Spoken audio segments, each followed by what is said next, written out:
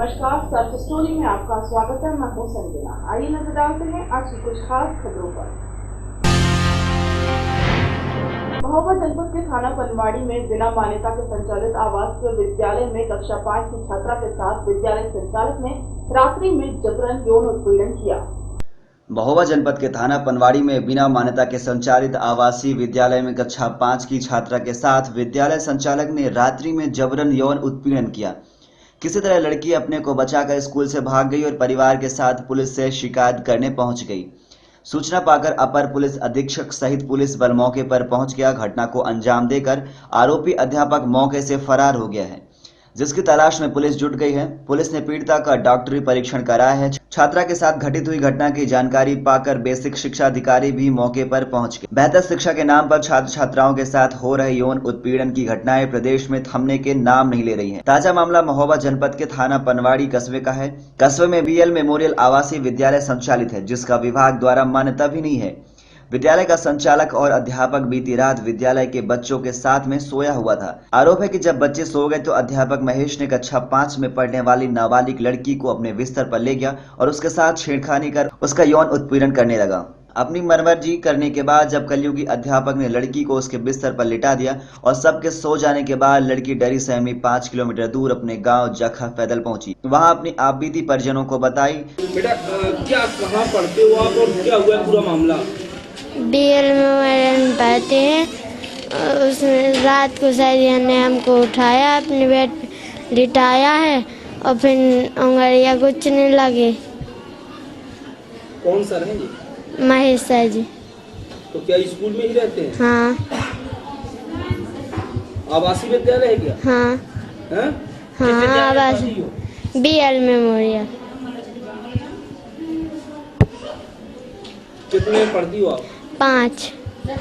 कितने वर्षों से वहाँ पढ़ रही हो? आसन। तो क्या कुछ गलत हरकत की आपके साथ? हाँ। क्या किया? रात को हमको लिटाया है सर जी, फिर अपने बेड पर और बस के उंगलियां गुचने लगे, फिर लिटा दिया उसी बेड पर। लड़की के साथ हुई आपबीती सुन परिजन सन्न रह गए। लड़की को लेकर परिजन पनवाड़ी थाने पहुंचे और लिखित शिकायत अध्यापक महेश के नाम की। सूचना पाकर एएसपी रामयश सिंह और सीओ कुलपहाड़ धनंजय कुशवाहा पहुंच गए। पुलिस ने पीड़िता से घटना की जानकारी ली और तहरीर पर आरोपी के खिलाफ धारा 376A, 376 घ और पास्को एक्ट के तहत मुकदमा दर्ज कर लिया है और पीड़िता को डॉक्टरी परीक्षण के लिए जिला महिला अस्पताल भेज दिया। पीड़िता ने बताया कि उसके साथ यौन उत्पीड़न किया गया। वहीं पीड़िता के दादा का आरोप है कि उनकी बच्ची का बलात्कार हुआ है। बच्ची डरी सहमी रात 3 बजे घर पहुंची और दरवाजे पर ही सो गए। सुबह होने पर जब परिजनों ने उसे देखा तो वह फूट फूट कर रोने लगी। पूछने पर जब उसने अपनी आपबीती परिजनों को बताई तो सभी के होश उड़ गए। जिस स्कूल में बच्ची का भविष्य बनने के लिए दाखिल किया गया था, उस स्कूल के हैवान टीचर ने उसके दामन में दाग लगा दिया। जखा का रहने वाला हूँ और आवासीय विद्यालय में पढ़ती थी। आवासीय विद्यालय में रात के मास्टर ने इसको उस बेड से उठा के अपने बेड पर ले गया और इसके साथ गलत व्यवहार किया। किस स्कूल में पढ़ती थी? क्या नाम है स्कूल का? BL Memorial. हाँ, बीएल मेमोरियल। हाँ। कितने वर्षों से पढ़ रही हो वहाँ? अरे आंसू वो भरती या करो तो आंसू पहले गांव में पढ़त रही। कितने में पढ़ती? 5 में। तो फिर आपको कैसे जानकारी हुई कि बच्ची के साथ बच्ची के साथ जो गलत व्यवहार किया उसने? फिर जब रात के मस्का उठ के 5 किलोमीटर गांव है, रात के 5 किलोमीटर गांव घर पहुंची और फाटक लगी हती जब दूरी में जाकर लेट गई। जब सवेरे हम और उठे, जब दूर लेटी रहा, मैंने कह रही हमें सत्य कहाँ से आ गई? बोली रोने लगी। भेजा रोई बड़े खाँ चमकाओ। जब फिर उन्हें बताओ, वो तो डरानी नहीं है, नहीं तो बच्ची भी मर जाती। 5 किलोमीटर अकेली गई बच्ची 3 बजे रात में। अच्छा, पुलिस को सूचना दी इस मामले की? हाँ, पुलिस की सूचना दी साहब। एसपी साहब गए, एसडीएम साहब गए, सीओ साहब गए। स्कूल भी बंद उन्होंने कराया। सब स्कूलों के निरीक्षण किया। सब स्कूलों ने बंद कराओ और बीएसए साहब वहाँ फ़ोन करो, उन्हें भी झाड़ पिलाई, बुलवाओ है होते अब होता ही हती। पूरे मामले को लेकर एएसपी डॉक्टर रामयश सिंह ने बताया कि आरोपी टीचर के खिलाफ मुकदमा दर्ज कर लिया गया है और उसकी तलाश की जा रही है। जो महेश है, चूँकि सारे लड़के उस हॉस्टल में एक किनारे लेटे हैं, एक किनारे 2 लड़कियां लेटी हैं, उसी लड़कियों के किनारे में महेश लेटता है। इसने कल रात में हरकत किया कुछ उस लड़की के साथ। फिर लड़की चली गई गांव और गांव में सूचना हुई। सवेरे इसने फ़ोन किया तो बताया गांव में ऐसा ऐसा। उसने हरकत जो बताई उसके आधार पर मुकदमा अपराध संख्या 319/15 धारा 376(1) 376 ग और पॉक्सो एक्ट का लिखा गया है। जो भी विवेचना में आएगा उसके आधार पर सारी कार्रवाई की जाएगी। कोई अभी आरोपी गिरफ्तार हुआ? नहीं, आरोपी गिरफ्तार की अभी सूचना नहीं है, वो ढूंढा जा रहा है, जल्दी मिल जाएगा। महोबा से इसराइल कुरैशी की रिपोर्ट। पगड़ी संभाल जटा लहर के बैनर तले पंजाब सरकार और केंद्र सरकार के खिलाफ नारेबाजी करते हुए किसान मेले की ओर बढ़े और वहीं पुलिस से हाथापाई होने के बाद किसान गेट को तोड़ते हुए किसान मेले के मंच पर कब्जा कर लिया।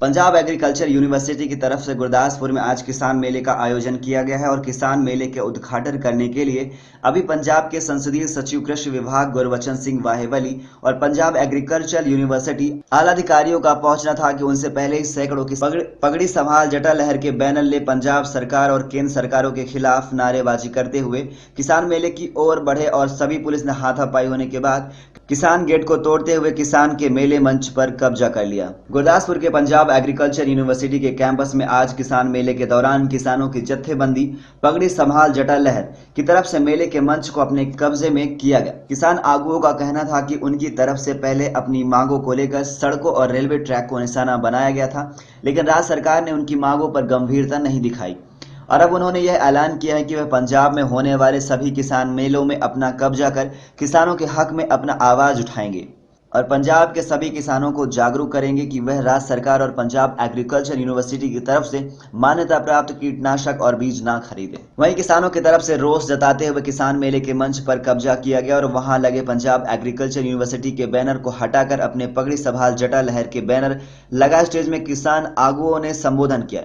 वहीं किसानों ने इस हुजूम को देखते हुए मेला प्रबंधक स्टेज छोड़ निकल गए।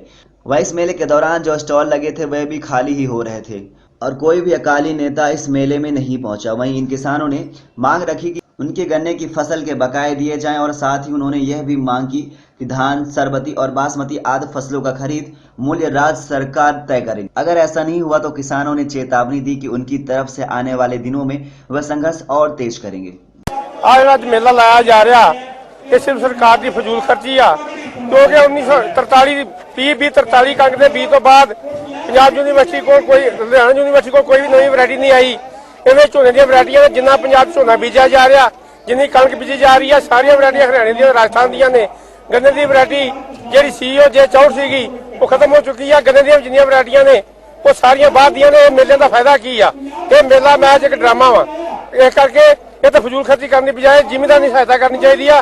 जिमीदार बहुत तरला मार रहा, झोना विक नहीं रहा। जी बासमती 1509 सी वो अज की डेट में 210 लैके 1200 रुपए तक विक रही है। जी पास सरकार का कोई ख्याल नहीं, यदा भी रेट बचना चाहिए सरकारी तौर पर MSP के अंडर होनी चाहिए ताकि जिमीदार का बचाव हो सके। अज गुरदासपुर का मेला ਜਿਹੜਾ ਕਿਸਾਨਾਂ ਦਾ ਮੇਲਾ ਸੀ ਉੱਥੇ ਝੂਠੇ ਲੀਡਰ ਦੇ ਝੂਠੇ ਅਫਸਰ ਆਣ ਕੇ ਬੋਲਦੇ ਸਨ।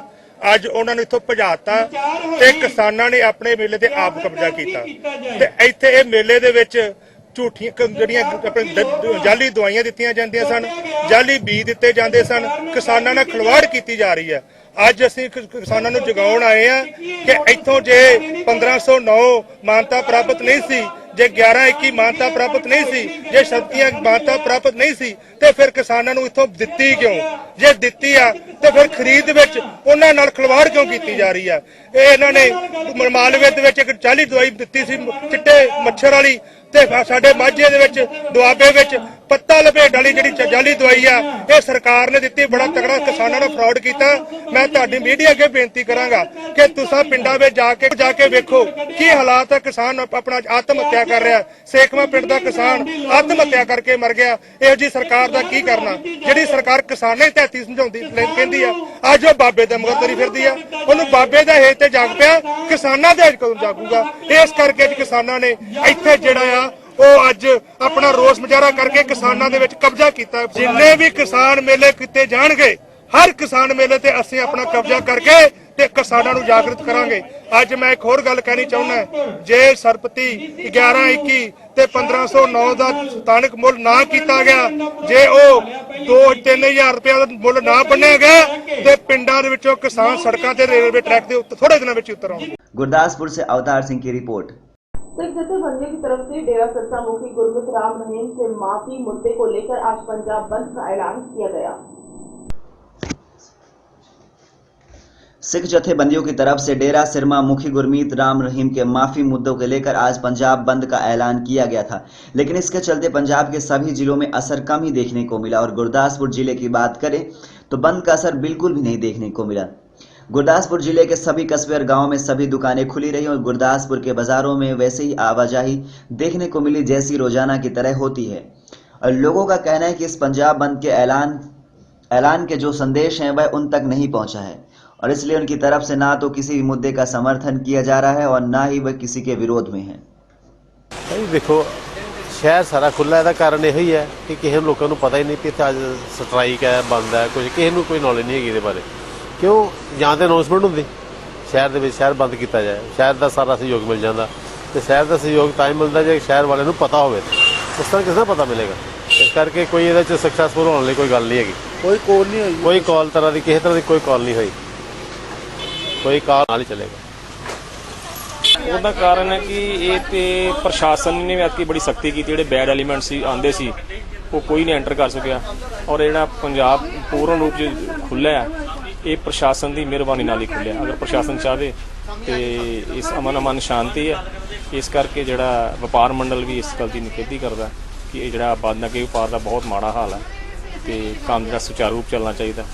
और नहीं सानू ये बारे कोई नॉलेज नहीं, ना ही किसी ने वपार मंडल नाल संपर्क किया कि तुसीं बंद दी ना समर्थन करो। इस करके असीं ना तो विरोध करने ना समर्थन करने, अमन अमान नाल कारोबार चल रहा है। गुरदासपुर से अवतार सिंह की रिपोर्ट। नशाग्रस्त लोगों के लिए आज बुरा दिन था जब उन पर इलाज में इस्तेमाल होने वाली दवाइयों को लूट लिया गया। वह भी एक सरकारी अस्पताल में मेडिकल स्टोर के अंदर से लूट हुई। नशाग्रस्त लोगों के लिए आज एक बुरा दिन था जब उनके इलाज में इस्तेमाल होने वाली दवाइयों को लूट लिया गया, वह भी एक सरकारी अस्पताल के मेडिकल स्टोर के अंदर से लूट हुए। पुलिस मामले में गंभीरता से जांच कर रही है। चोरी की वारदातें अमृतसर में बढ़ती जा रही है। आलम यह है कि दिन हो या रात चोरी एक आम सी बात हो गई है। आलम यह है कि राह चलते राहगीर और अब सरकारी अस्पताल भी इससे सुरक्षित नहीं है। ऐसा है कि मामला सामने आया है जहां अमृतसर के एक बड़े सरकारी अस्पताल गुरु नानक देव अस्पताल में चोरी हो गई। दरअसल यह बायका दिन का है जब चोरों ने एड्स के मरीजों के लिए बने मेडिकल स्टोर से लूट की वारदात को अंजाम दिया। यही नहीं, यह सारी सरकारी चोरी एक सीसीटीवी में कैद हो गई है। किस तरह से अस्पताल के अंदर बने दवाइयों के स्टोर में आते हैं और चोरी की वारदात को अंजाम दे जाते हैं। हुआ क्योंकि यह स्टोर 4 बजे के बाद बंद हो जाता है और उसके बाद अगले दिन खुलता है। इस लूट का खुलासा हुआ है कि किस तरह से इस चोरी की वारदात को अंजाम दिया गया, जिसमें से कि लाखों के कैप्सूल लेकर लोग फरार हो गए। वहीं इसके बाद इस अस्पताल में दवाई लेने आए मरीजों में हड़कंप मच गया। दरअसल इस स्टोर में अमृतसर के वह मरीज जो नशाग्रस्त है उनको दवाइयां दी जाती थी, जिस कारण आज जब उनको दवाइयां नहीं मिले तो उन्होंने उत्पात मचा दिया। यही नहीं, एड्स के इलाज के लिए इसमें दवाइयां थी जो कि काफी महंगी होती हैं, वह भी लुटेरे उड़ा के ले गए। इस मामले में जानकारी देते हुए अस्पताल के अधिकारियों का कहना है यह दवाइयां सरकार के द्वारा आती हैं जहां पर नशा और एड्स की दवाइयां मिलती हैं जो कि यहां से चोरी हुई हैं और इसकी कीमत 3.5 लाख के आसपास बताई जा रही है। उनका कहना है कि इन दवाइयों की जरूरत उसको है जो कि एड्स से पीड़ित है या नशाग्रस्त है। साथ ही उनका कहना है कि यह दवाई बाजार में मिलती नहीं है और अगर मिलती है तो बहुत महंगी होती है और उसको इन्होंने चोरी करके बेचना होगा। इसकी बाजार में कीमत 10 लाख रुपए के पास है। वहीं इस मामले में पुलिस ने जांच पड़ताल शुरू कर दी है और इस मामले में जांच टीम बनाई गई है और इसकी जांच की जा रही है और सीसीटीवी फुटेज को खंगाला जा रहा है और फिंगरप्रिंट्स की मदद ली जा रही है और आरोपियों की तलाश की जा रही है और जल्द ही उन्हें गिरफ्तार किया जाएगा। टैबलेट्स है, ये कोई इब्यूप्रीनॉर्फिन टैबलेट है जो पेशेंट को हम देते हैं नशे के लिए। ये सब की हमारी सप्लाई है नेको PSEC से, Punjab state AIDS control society के अंडर ये हमारा सेंटर है, इसके हम इंचार्ज हैं डॉक्टर PD गर्ग। वो टैबलेट कल कोई 4 बजे के करीब यहाँ पे चोरी हुई, 4 साढ़े 4 बजे के करीब 10,999 टैबलेट 2 मिलीग्राम स्ट्रेंथ की है और 0.4 की 214 टैबलेट है। तकरीबन इसकी वैल्यू हम लगाएं तो 3.5 लाख के करीब बनेगी। क्या समझते हैं ये किसी आम बंदे को तो काम नहीं है, कोई जान पहचान के बंदे जिसको ये पता है, क्या कहना चाहते हैं? ये किसी पेशेंट का ही काम है जी, जो यहाँ से हमारे मेडिसिन ले रहा है उसको ही इस बात का पता है कि इसकी कितनी वैल्यू है, क्योंकि उसने और कोई चोरी नहीं की और कोई सामान हमारा नहीं गया, एक्सेप्ट दी टैबलेट्स गई हैं। नशे वाला बंदा कितनी दवाई, थोड़ा 3.5 लाख की दवाई, आप हो सकता है कि कोलीग या हॉस्पिटल का एम्प्लॉय ऐसा काम कर सकता है कि बाहर भेज सकता है, सर ये बेच देते हैं ना, मैं यही बात आपको कह रहा हूँ। एज ए पेशेंट भी ये लोगों को, जो लोग टैबलेट लेते हैं उनको बेच देते हैं। ये अगर हम कहें 800-1000 रुपये का पत्ता बाज़ार में बिकता है, क्योंकि ऐसे तो ये बाज़ार में मिलती नहीं, तो ये लोग फिर इनको पता होता है भी इसकी कितनी वैल्यू है, इसलिए ये कुछ अपना रख लिए, कुछ बेच दी, और चलो उनको पता है इसकी वैल्यू इतनी है, उसकी कीमत इतनी है, उनके लिए ये कीमत 10 लाख के करीब है। कितनी कमरों में चोरी हुई? दो में मेडिसिन स्टोर रहती है। कब हुई थी, जब आप आए आने से पहले हॉस्पिटल? ये हाँ, सुबह 8 बजे हमारा स्टाफ आया, उन्होंने देखा कि ये अलमारी खुली हुई थी, ताले टूटे हुए थे, तो उन्होंने फ़ोन किया। सीसीटीवी कैमरा फुटेज आई उन्होंने? हाँ जी, हाँ, इसकी फुटेज दी है हमने। सेंटर कितने बजे बंद हो जाता है? ये सेंटर इस तरह जी, ये सेंटर डेली खुलता है, इवन वैसे तो 3-4 बजे तक खुला रहता है, 3 बजे तक। 4 बजे तक चोरी नहीं होगी? कल 10 बजे, कल संडे से ना, कल संडे। ये सर जो डॉक्टर साहब ने इन्फॉर्मेशन दी है कि OST सेंटर है इतने गुरु नानक हॉस्पिटल, इतने कल कोई इतने बंदे आए आ, उन्होंने आके तो अलमारी तोड़ के तकरीबन 10,000 गोली इन्होंने चोरी कर ली है। जी ये ड्रग एडिक्शन दिंदे गोलियाँ वो चोरी कर ली। जो असी हूँ इतने मौके पर फिंगरप्रिंट सदे ही CCTV फुटेज लै रहे हैं, कार्रवाई जो कानूनी कार्रवाई पर्चा दर्ज करने लगे हैं, तो जो कानूनी कार्रवाई बनती कर रहे हैं। अमाउंट की जी अमाउंट ये दसणगे जी किन्ने दी है, अजे फिलहाल तो यही मैंने दसिया जी 10,000 चोरी हुई। साढ़े वालों पर्चा दर्ज कर रहा जी, अपनी इन्वेस्टिगेशन शुरू कर ली है जी। फोरेंसिक साइंस टीम साड़ी आ गई, फिंगरप्रिंट असीं लै रहे हैं, तो CCTV फुटेज लैके दे रहे हैं, दोषी भाल जल्द तो जल्द की जाएगी। अमृतसर से सुनील कुमार की रिपोर्ट। अम्बाला में आज स्वास्थ्य मंत्री अनिल विज ने कांग्रेस पर कहा कि प्रदेश में अफरा तफरी फैलाने के लिए कांग्रेस को माफी मांगनी चाहिए। अम्बाला में आज स्वास्थ्य मंत्री अनिल विज ने कांग्रेस पर कहा कि प्रदेश में अफरा तफरी फैलाने के लिए कांग्रेस को माफी मांगनी चाहिए। उन्होंने कहा कि प्रदेश में डेंगू के नाम पर लोगों के दिलों में डर पैदा करना ये किसी की राजनीति को शोभा नहीं देता।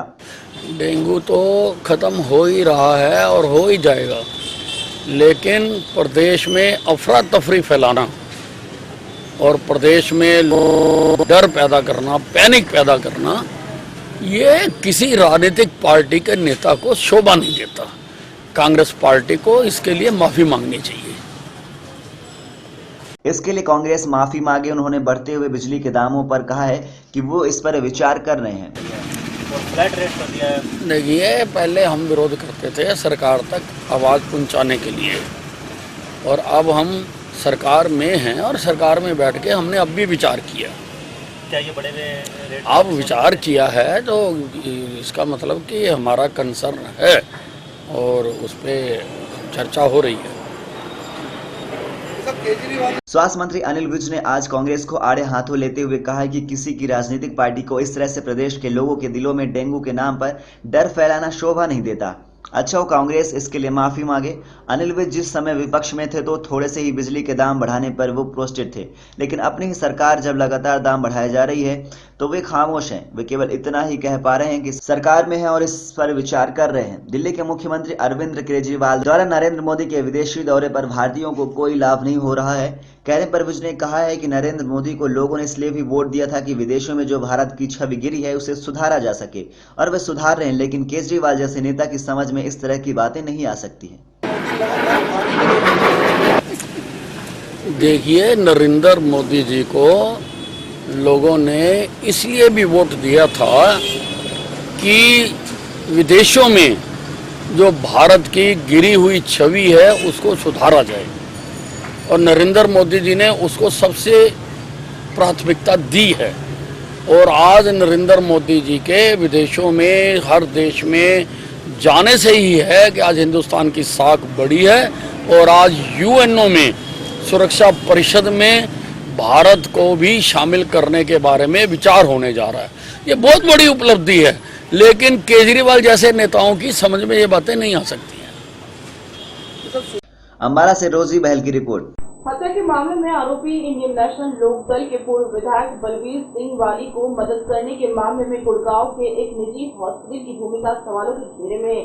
इस हॉस्पिटल में ही पूर्व विधायक करीब 1 साल तक भर्ती रहा था। हत्या के मामले में आरोपी इंडियन नेशनल लोक दल के पूर्व विधायक बलवीर सिंह वाली की मदद करने के मामले में गुड़गांव के एक निजी हॉस्पिटल की भूमिका सवालों के घेरे में है। इस हॉस्पिटल में ही पूर्व विधायक करीब 1 साल तक भर्ती रहा है। सीबीआई ने कल सुप्रीम कोर्ट में अपनी जांच रिपोर्ट दाखिल कर दी है। गुड़गांव के हॉस्पिटल का इस दौरान जो बिल प्रस्तुत किया गया वह करीब 30 लाख रुपए था, जबकि भुगतान सिर्फ 9 लाख रुपए का ही दिखाया गया था। ऐसे में सुप्रीम कोर्ट को निजी हॉस्पिटल की भूमिका पर शक हुआ था और कोर्ट ने सख्त टिप्पणी की थी, जिसके बाद 1.5 साल से भी अधिक समय से फरार चल रहे इनेलो के पूर्व विधायक को रोहतक पुलिस ने गुड़गांव से गिरफ्तार किया। दरअसल सुप्रीम कोर्ट ने पूर्व विधायक की जमानत रद्द कर दी थी, लेकिन उसने सरेंडर नहीं किया। वह गुड़गांव के हॉस्पिटल में भर्ती रहा, जिस पर मृतक युवक के परिजन की याचिका पर सुप्रीम कोर्ट ने मामले की सीबीआई जांच के आदेश दिए थे। रोहतक के कलानौर कस्बा में 5 मई 2011 को विवाद के चलते विष्णु नामक एक युवक की हत्या कर दी गई थी। घटना के दौरान इनेलो के पूर्व विधायक बलवीर सिंह वाली भी वहां पर मौजूद थे। मृतक के जीजा सीताराम की शिकायत पर पुलिस ने पूर्व विधायक समेत उनके 1.5 दर्जन समर्थकों पर हत्या का मुकदमा दर्ज किया था। पूर्व विधायक को कई अनदिन की मशक्कत के बाद गिरफ्तार कर लिया गया था। 11 फरवरी 2013 को पूर्व विधायक को पंजाब एवं हरियाणा हाईकोर्ट से जमानत मिल गई। इस जमानत के विरोध में मृतक के जीजा सीताराम ने सुप्रीम कोर्ट की शरण ली। 26 अक्टूबर 2013 को सुप्रीम ने बलवीर सिंह वाली की जमानत रद्द कर दी। ये जमानत रद्द होने के बाद पूर्व विधायक को रोहतक कोर्ट में सरेंडर करना था, लेकिन उन्होंने सरेंडर नहीं किया। कई तारीखों पर भी जब बाली रोहतक कोर्ट में पेश नहीं हुए तब उन्हें भगौड़ा घोषित कर दिया गया था। इस बीच पूर्व विधायक बाली बीमारी का बहाना बनाकर गुड़गांव के एक निजी अस्पताल में दाखिल हो गए। वहीं शिकायतकर्ता सीताराम ने एक बार फिर सुप्रीम कोर्ट में बाली के खिलाफ अवमानना याचिका दायर की, जिस पर सुनवाई करते हुए सुप्रीम कोर्ट ने रोहतक के एसपी और निजी अस्पताल के फटकार लगाते हुए सम्मन भेजा। सुप्रीम कोर्ट की फटकार के बाद आखिरकार रोहतक पुलिस हरकत में आई और 1 मई 2015 को पूर्व विधायक बलवीर सिंह वाली को गुड़गांव के निजी अस्पताल से गिरफ्तार कर लिया। इस साल जुलाई में सुप्रीम कोर्ट ने गुड़गांव के निजी अस्पताल की भूमिका पर सवाल उठाते हुए सीबीआई जांच के आदेश दिए। सुप्रीम कोर्ट का कहना है कि गुड़गांव के हॉस्पिटल ने हत्या के मामले में वांटेड आरोपी की मदद की। यही नहीं, सुप्रीम कोर्ट का कहना है कि निजी हॉस्पिटल बिना पूरा बिल का भुगतान हुए डेड बॉडी तक नहीं उठाने देते, जबकि गुड़गांव के इस हॉस्पिटल में बाली 1 साल तक भर्ती रहा और पूरा बिल का भुगतान भी नहीं किया। ऐसे में हॉस्पिटल की भूमिका संदेह के घेरे में है।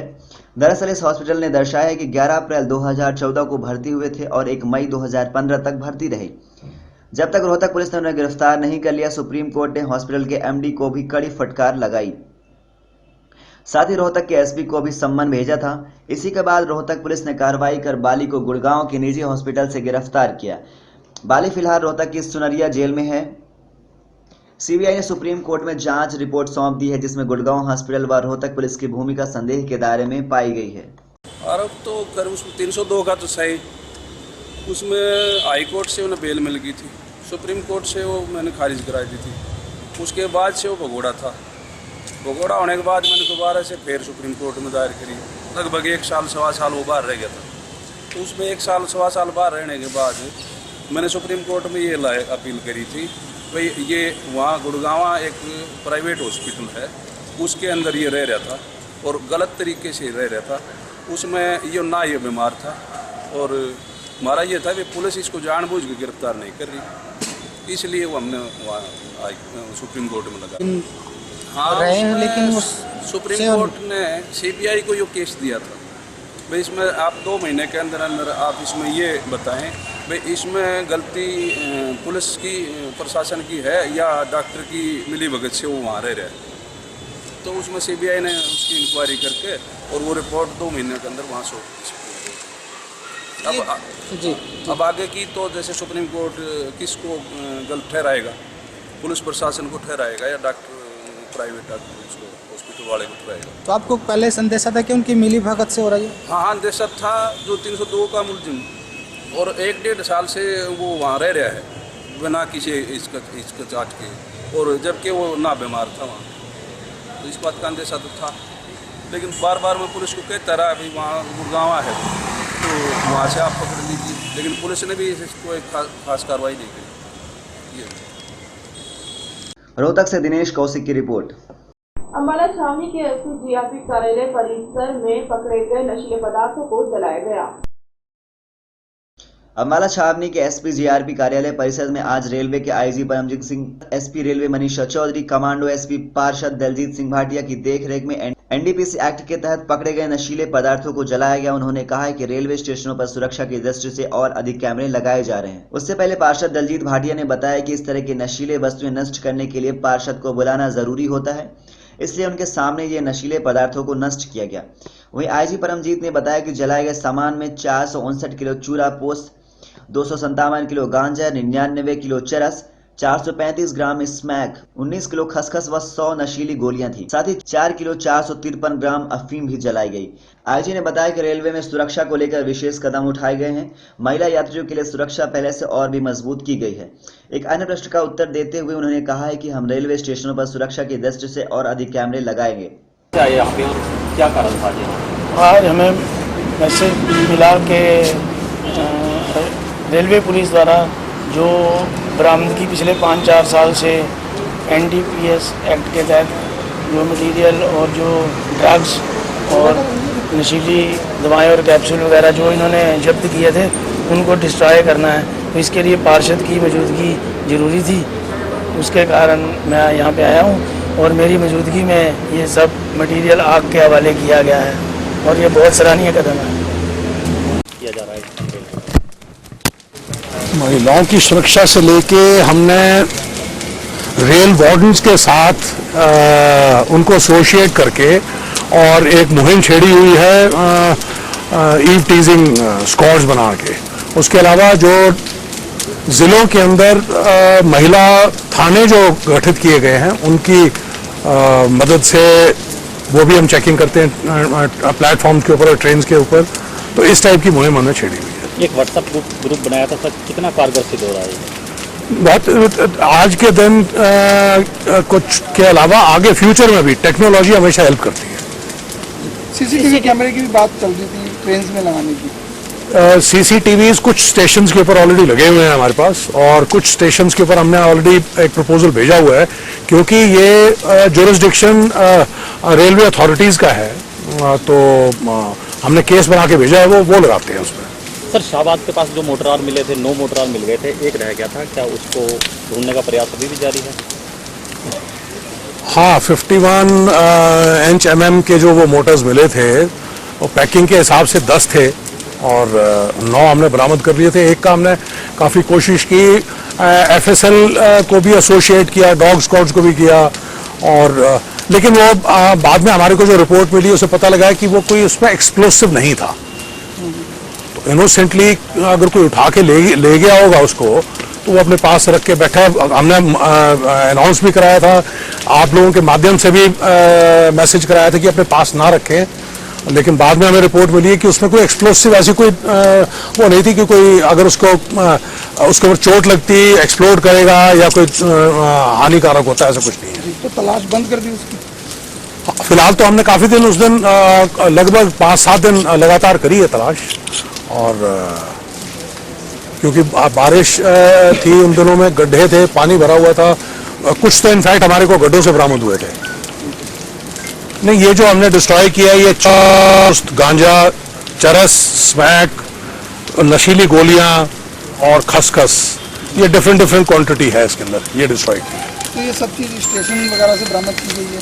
हाँ, स्टेशन से, रेलवे से रिलेटेड जो भी केसेस दर्ज हुए थे उससे है। तो इसको समय समय पर किया जाता है, कोई टाइम रखा हुआ है? नहीं, समय समय पर किया जाता है इसको। ये हरियाणा से है पूरे अम्बाला से?